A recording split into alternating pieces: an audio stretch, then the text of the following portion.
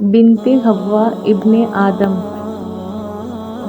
بنت حوا کے نرم لہجے نے ابن آدم بگاڑ رکھے ہیں۔ ابن آدم نے اپنے سارے جرم بنت حوا پر ڈال رکھے ہیں۔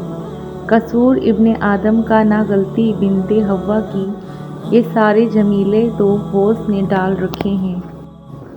یاد رکھیں جو نامحرم ہے وہ نامحرم ہی رہے گا، چاہے وہ آپ کا کزن ہو، منگیتر ہو، دوست ہو یا پھر کسی مسجد کا امام ہی کیوں نہ ہو۔